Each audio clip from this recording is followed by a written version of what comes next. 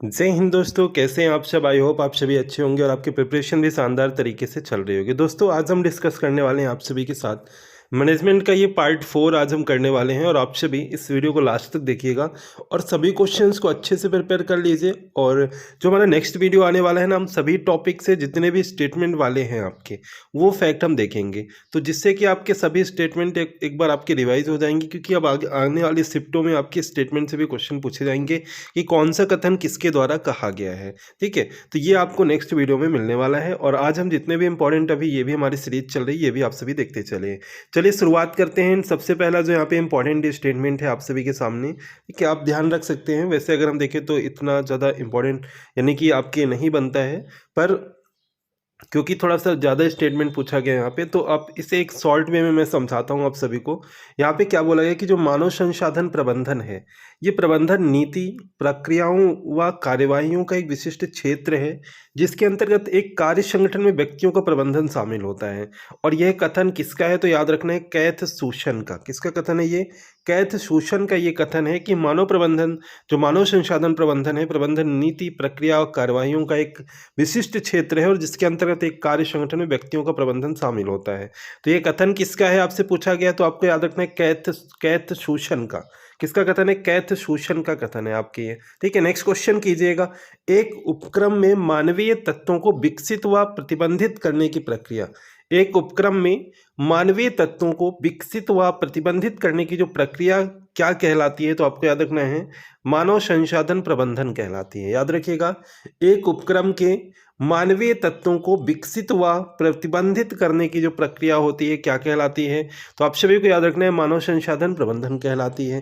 जैसे most important अगर हम देखें तो क्वेश्चन ये बन सकता है कि सर्वप्रथम प्रबंध और प्रशासन में अंतर किसने स्पष्ट किया था। सर्वप्रथम प्रबंध और प्रशासन में अंतर किसने स्पष्ट किया था, तो आप सभी को याद रखना है ओलिवर सेल्डन के द्वारा किया गया था। किसके द्वारा किया गया था दोस्तों? ओलिवर सेल्डन के द्वारा किया गया था सर्वप्रथम प्रबंध और प्रशासन में अंतर स्पष्ट। ठीक है, नेक्स्ट है चयन प्रक्रिया का अंतिम चरण क्या होता है, तो चयन प्रक्रिया का अंतिम चरण होता है दोस्तों प्रत्यादेश। चयन प्रक्रिया का अंतिम चरण पूछा जाए आपसे कि क्या होता है, तो आपको याद रखना है प्रत्यादेश। देन नेक्स्ट क्वेश्चन जो कि आपके प्रीवियस एग्जाम में पूछा भी गया है दोस्तों, एंड आप सभी इस वीडियो को देखने के बाद शेयर जरूर कीजिएगा अपने सभी दोस्तों के साथ। अगर अच्छा रिस्पॉन्स रहेगा तो हम आपके लिए और भी ऐसे वीडियो लाते रहेंगे। ठीक है, चलिए यहाँ पे अगर हम देखें, भारत में जो मानक लेखा मानक फर्स्ट है, ये किस विषय में व्याख्या करता है, तो आप सभी को याद रखना है कि लेखांकन नीतियों के विषय में। किसमें व्याख्या करता है? ये लेखांकन नीतियों के विषय में व्याख्या करता है, जो भारत में लेखा मानक फर्स्ट है आपके। तो आप सभी को याद रखना है, इंपॉर्टेंट लगा लीजिएगा, आपसे प्रीवियस एग्जाम में पूछा भी गया है ये क्वेश्चन कि भारत में लेखा मानक फर्स्ट किस विषय में व्याख्या करता है, तो ये लेखांकन नीतियों के विषय में आपकी व्याख्या करता है। ठीक है, नेक्स्ट है इन्वेंटरी प्रबंधन। मुख्य रूप से अगर हम देखें क्या दर्शाता है दोस्तों, इन्वेंटरी तो आप सभी को पता है कि जो स्टॉक किया गया माल होता है, माल का जो आकार व एक तरह से प्रतिशत की कितने परसेंट अभी आपके पास स्टॉक है, या आप बात सकते हैं कितनी क्वांटिटी आपके पास अभी है, तो ये क्या बताता है? ये इन्वेंटरी प्रबंधन अगर हम देखें तो मुख्य रूप से ये जानकारी मिलती है। अगर आपसे पूछा जाए मानव संसाधन प्रबंधन का स्थान किसने ले लिया है, तो दोस्तों याद रखना है कार्मिक प्रबंधन ने। किसने ले लिया है? कार्मिक प्रबंधन ने ले लिया है आपके मानव संसाधन प्रबंधन का स्थान। ठीक है, याद रखिएगा, इंपॉर्टेंट है आप सभी के। देन यहाँ पे देखिए मानसिक क्रांति के लिए क्या आवश्यक है दोस्तों, मानसिक क्रांति के लिए अगर हम देखें क्या आवश्यक है, तो आपको याद रखना है प्रबंधकों एवं कर्मचारियों के मानसिक दृष्टिकोण में परिवर्तन। मानसिक क्रांति के लिए क्या आवश्यक है, तो याद रखना है प्रबंधकों एवं कर्मचारियों के मानसिक दृष्टिकोण में परिवर्तन। अगर हम देखें तो मानसिक क्रांति के लिए आपके आवश्यक है। फिर जैसे पूछा जाए कि व्यक्तिगत अवलोकन क्या है आपके, तो आप सभी सीधे बता सकते हैं कि नियंत्रक का एक रूप है। किसका? नियंत्रण का। नियंत्रण का एक रूप है आपके व्यक्तिगत अवलोकन, यानी एक तरह से किसी को पर्सनली अगर हम देखें तो आपके जानना एक तरह से नियंत्रण का एक रूप होता है। ठीक है, व्यक्तिगत अवलोकन। ठीक है, यहाँ पे अगर हम देखें तो आप सभी। देन नेक्स्ट है प्रबंध का प्रथम कार्य क्या होता है आपसे पूछा जाए, तो आप सभी को पता है कि सर्वप्रथम अगर हम देखें प्रबंध का प्रथम कार्य क्या होता है दोस्तों, प्लानिंग होती है। सर्वप्रथम अगर हम देखें दोस्तों प्रबंध का प्रथम कार्य क्या होता है, तो आपको दोस्तों याद रखना है कि सर्वप्रथम अगर हम देखें तो हम किसी कार्य का प्लानिंग बनाते हैं। ठीक है, तो नियोजन अगर हम देखें तो प्रथम कार्य हो जाएगा। अगर आपसे पूछा जाए प्रबंध का अंतिम कार्य क्या है आपके, तो आपसे पूछा जाए अंतिम कार्य क्या है, तो आपको याद रखना है नियंत्रण है। प्रथम कार्य नियोजन और अंतिम कार्य क्या है आपके, तो नियंत्रण है। ठीक है, नेक्स्ट अगर देखें कि सकल कार्यशील पूंजी क्या है आपके, सकल कार्यशील पूंजी क्या होती है, तो आप सभी को याद रखना कि व्यवसाय की जो कुल चालू परिसंपत्ति होती है, व्यवसाय की कुल चालू परिसंपत्ति और जो निवेशित पूंजी की आवश्यकता का सही अनुमान लगाना, ये क्या है आपके, ये अगर हम देखें तो सकल कार्यशील पूंजी के अंतर्गत आती है आपके। ठीक है, क्या व्यवसाय की कुल जो चालू परिसंपत्ति है उसको निवेशित जो पूंजी की आवश्यकता का सही अनुमान लगाना, अगर हम देखें तो ये सकल कार्यशील पूंजी का एक हिस्सा माना जाता है, या आपके देखें तो माना जाता है इसे। ठीक है, नेक्स्ट अगर हम देखें विपणन की पुरानी विचारधारा के समर्थक कौन थे आपके, तो इसमें आपके टांचले का नाम आता है, क्लार्क और पाइल का नाम आता है। ये विपणन की पुरानी विचारधारा के समर्थक थे आपके, जो पहले आपकी विपणन का तरीका अपनाया जाता था, मार्केटिंग का तरीका अपनाया जाता था, उसके ये समर्थक थे आपके टांचले, क्लार्क और पाइल। सभी उत्पादनों का एकमात्र अंतिम उद्देश्य उपभोग है, यह कथन किसका है, तो दोस्तों याद रखिएगा यह कथन है आपके एडम स्मिथ का। एडम स्मिथ का यह कथन है कि सभी उत्पादों का एकमात्र जो अंतिम उद्देश्य है वो है उपभोग, और यह कथन आपके एडम स्मिथ ने आपके कहा था। ठीक है, नेक्स्ट है लेखांकन का मुख्य उद्देश्य क्या होता है दोस्तों, तो सभी पक्षकारों को वास्तविक परिणामों से अवगत कराना, सभी पक्षकारों को वास्तविक परिणामों से अवगत कराना, अगर हम देखें तो ये लेखांकन का मुख्य उद्देश्य हो जाएगा। ठीक है, सभी पक्षकारों को वास्तविक परिणामों से अवगत कराना लेखांकन का मुख्य उद्देश्य हो जाएगा। अगर आपसे पूछा जाए प्रतिबिंब परीक्षण, स्थिति संबंधी परीक्षण और उद्देश्य सहित परीक्षण जो है ये किसके प्रकार हैं दोस्तों, तो आप सभी याद रखिएगा ये व्यक्तिगत परीक्षण के प्रकार हैं। प्रतिबिंब परीक्षण हो गया, स्थिति संबंधी परीक्षण और उद्देश्य सहित परीक्षण, ये सभी किसके प्रकार है दोस्तों, तो याद रखिएगा व्यक्तिगत परीक्षण के प्रकार हैं आपके। किसके प्रकार हैं, व्यक्तिगत परीक्षण के प्रकार हैं। ठीक है, नेक्स्ट है आपका कि विपणन की दृष्टि से वस्तु को उन सुविधाओं का एक तरह से पुलिंदा माना जा सकता है जो उपभोक्ता को प्रस्तुत की जा रही हैं। यह कथन किसका है आपके, तो आपको याद रखना है डॉक्टर डॉबर का। किसका कथन है, डॉक्टर डॉबर का। दोस्तों आप सभी इस वीडियो को 1 से 2 बार देखिएगा, जिससे कि आपको थोड़ा सा एक आपके जैसे एग्जाम में क्वेश्चन अगर बनते हैं तो आप एक एनालिसिस कर या आप थोड़ा सा गेस कर पाएंगे। ऑप्शंस को आप यहाँ पे अगर हम देखें तो ऑप्शंस को देखते हुए आप सभी आंसर कर पाएंगे। ठीक है, तो आप 1 से 2 बार वीडियो को जरूर देखिए। देखिए नेक्स्ट है, और प्रीवियस पार्ट जरूर देख लीजिएगा। बाजार अवनति, बाजार परिपक्वता और बाजार परिचय एवं वृद्धि किसकी अवस्थाएं हैं, तो ये अगर हम देखें तो उत्पादन जीवन चक्र की अवस्थाएं हैं। किसकी अवस्थाएं हैं, उत्पादन जीवन चक्र की अवस्थाएं हैं। ठीक है, नेक्स्ट है तकनीकी, मानव और विचार, ये तीनों प्रबंधकों के आवश्यक कौशल हैं, किसके द्वारा पहचाने गए, तो ये आपके रॉबर्ट के कल्ज के द्वारा। किसके द्वारा, रॉबर्ट के कल्ज के द्वारा पहचाने गए हैं आपके तकनीकी, मानव और विचार, ये तीनों प्रबंधकों के आवश्यक कौशल हैं, और किसके द्वारा पहचाने गए, तो रॉबर्ट के कल्ज के द्वारा पहचाने गए हैं। ठीक है, नेक्स्ट है किस अवधारणा का तर्क है कि उपभोक्ताओं को व्यापक रूप से उपलब्ध और सस्ते उत्पाद पसंद आएंगे।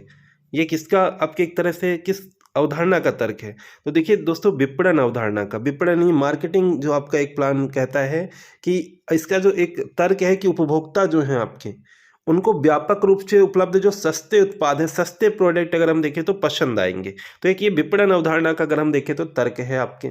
ठीक है, फिर जैसे है कि वित्तीय विवरणों से निष्कर्ष निकालना एवं प्रबंधकीय उपयोग करना क्या कहलाता है, तो आपको याद रखना है वित्तीय विवरण विश्लेषण कहलाता है। वित्तीय विवरण से निष्कर्ष निकालना और प्रबंधकीय उपयोग करना क्या कहलाता है, तो वित्तीय विवरण विश्लेषण, उस वित्तीय विवरण का एक एनालिसिस बोल सकते हैं, विश्लेषण करना। ठीक है, देन नेक्स्ट है कि वे सभी व्यक्ति जो कार्य पर लगे हुए हैं या कार्य करने योग्य हैं क्या कहलाते हैं, तो आपके बात करें तो जनशक्ति। क्या कहते हैं इन्हें, जनशक्ति कहते हैं। जो आपके जो व्यक्ति, वे सभी व्यक्ति जो कार्य पर लगे हुए हैं या कार्य करने योग्य हैं क्या कहलाते हैं, जनशक्ति। देन नेक्स्ट है शॉप मैनेजमेंट पुस्तक के लेखक कौन है, आपसे पूछा जा सकता है शॉप मैनेजमेंट पुस्तक के लेखक कौन है दोस्तों, तो आप सभी को कमेंट यहाँ पे आंसर करना है कि जैसे कि आपको बताया गया कि FW टेलर। शॉप मैनेजमेंट पुस्तक के लेखक कौन है, तो FW टेलर हैं आपके इसके लेखक। ठीक है, अधीनस्थों का पथ प्रदर्शन करना, पर्यवेक्षण करना और पर्यवेक्षण का प्रबंधकीय कार्य क्या कहलाता है, तो आपको याद रखना है निर्देशन। अधीनस्थों का पथ प्रदर्शन करना, पहले भी मैंने आपको ये क्वेश्चन कराया है।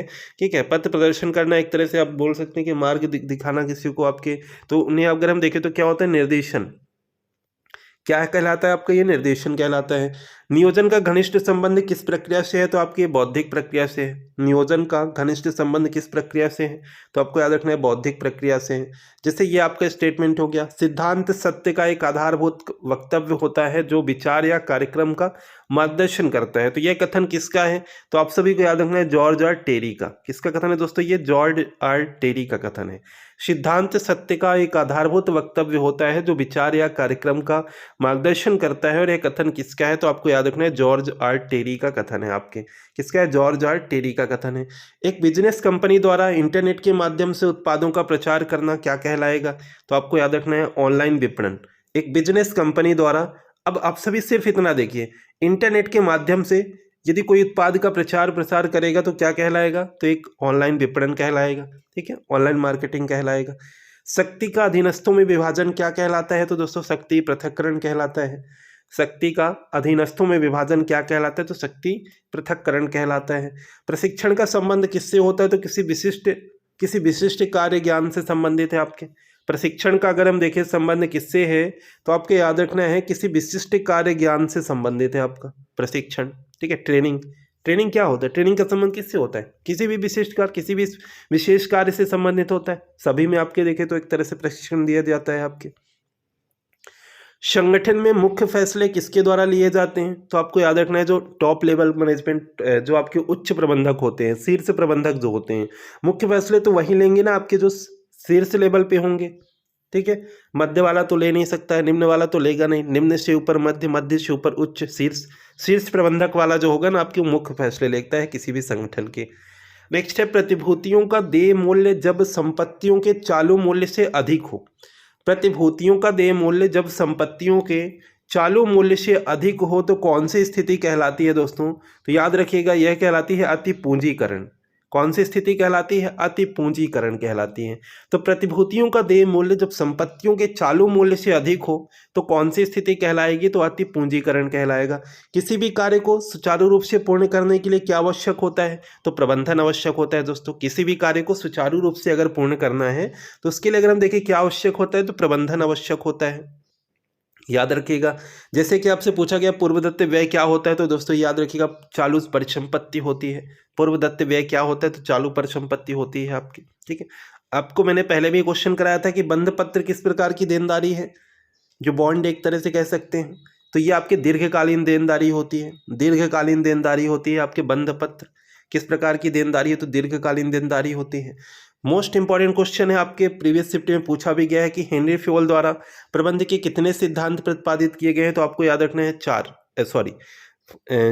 ठीक है, 14।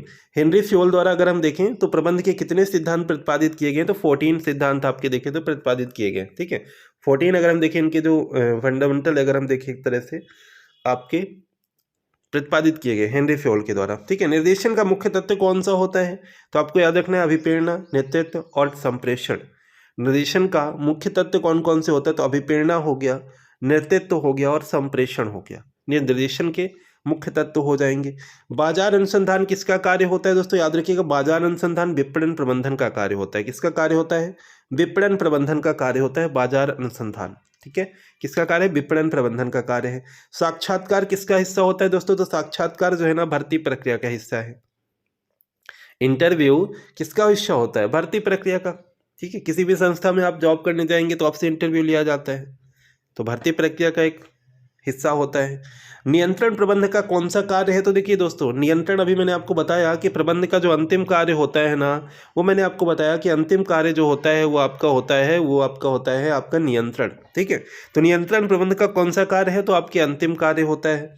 नेक्स्ट है टाइपिस्ट पद के लिए टाइपिंग की गति की परीक्षा लेना भर्ती की कौन सी प्रक्रिया कहलाती है, तो ये एक विशिष्ट योग्यता परीक्षा होती है। एक विशिष्ट योग्यता परीक्षा होती है, जैसे कि आप देखते हैं किसी किसी परीक्षा में आपसे बोला जाता है कि आपका टाइपिंग टेस्ट लिया जाएगा, बोला जाता है, तो ये एक विशिष्ट योग्यता परीक्षा होती है।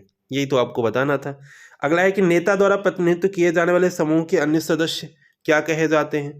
नेता द्वारा प्रतिनिधित्व किए जाने वाले जो समूह होते हैं उनके जो अन्य सदस्य होते हैं ना, वो इनके अनुयायी कहे जाते हैं। उनके अनुयायी कहे जाते हैं आपके, ठीक है। महाजन एवं साहूकार कौन सी मुद्रा में आपके देखें तो प्रमुख अंग है, तो ये असंगठित। जो महाजन एवं साहूकार हैं कौन सी मुद्रा में प्रमुख अंग है, तो आपको याद रखना है असंगठित मुद्रा में, ठीक है। कौन सी मुद्रा में प्रमुख अंग है, तो असंगठित।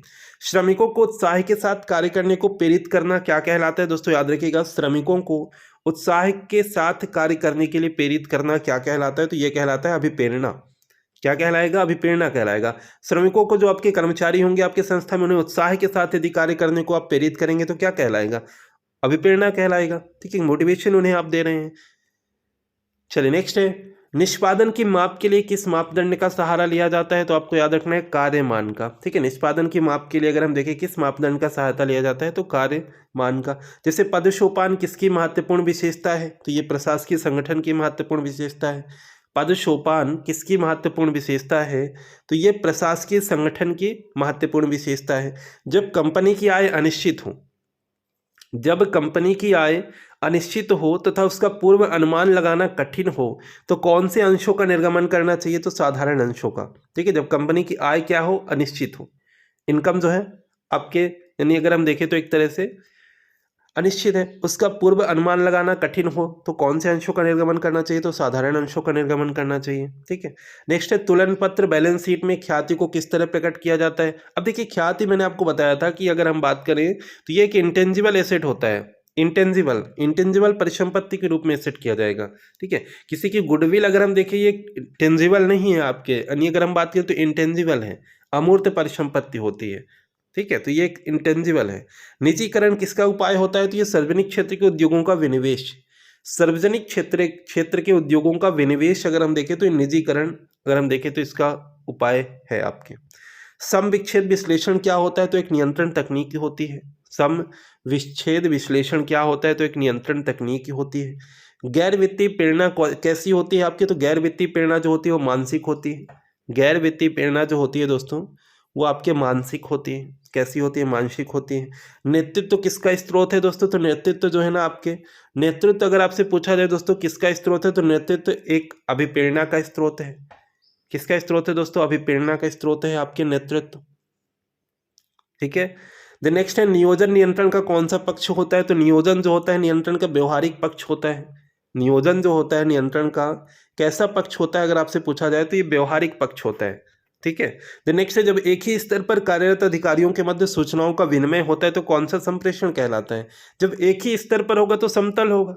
एक ही लेवल के अगर सभी जो अधिकारी हैं कार्यरत, उनके मध्य जब किसी सूचना का एक तरह से यानी कि विनिमय होता है, यानी कि सूचनाओं को आपके दिया जाता है, आपकी इन्फॉर्मेशन को इन्हें प्रोवाइड की जाती है, तो एक समतल संप्रेषण होगा। जब सभी एक ही लेवल के रहेंगे तो आप सभी को पता है कि ये समतल संप्रेषण होगा, ठीक है। आर्थिक स्थिति में व्यापारिक परिणामों से अवगत कराने वाले जो विवरण पत्र को क्या कहा जाता है, तो इसे हम वित्तीय विवरण कहते हैं। आर्थिक स्थिति एवं जो आपके व्यापारिक परिणामों से अवगत कराने वाले विवरण को पत्र को क्या कहा जाता है, तो इसे कहा जाता है वित्तीय विवरण, ठीक है। तो दोस्तों ये थे आज के हमारे क्वेश्चन सभी। आप सभी को कैसे लगे आज के प्रश्न, आप सभी वीडियो को लाइक करके बता सकते हैं, शेयर कीजिएगा अपने सभी दोस्तों के साथ। एंड आपका जिस दिन भी नेक्स्ट एग्जाम है, ऑल द बेस्ट आप सभी को। एंड आप सभी अपने डेट एग्जाम की जरूर बताएं, क्योंकि अभी आपके देखिए तो आज है आपके 3 अप्रैल और आपके अभी अप्रॉक्स अगर हम देखें तो 26 तक चलना है। तो अभी 23 डेज आपके पास एग्जाम के लिए है। तो आपसे भी अपने शिफ्ट जरूर बताएं कब आपका एग्जाम है, और आप सभी वीडियो को जरूर देखें। दोस्तों कुछ लोग बोल रहे हैं कि और भी वीडियो चाहिए, जैसे कि आपको वीडियो सेक्शन पे चेक करना है, जो प्रीवियस वीडियो आपको अपलोड किए गए हैं उनको आप जरूर चेक कीजिए, फिर आप सभी उन सभी वीडियो को देख लीजिए, और डेली जो वीडियो आ रहे हैं उनको आप सभी देख सकते हैं। तो मिलते हैं नेक्स्ट वीडियो में। Thank you.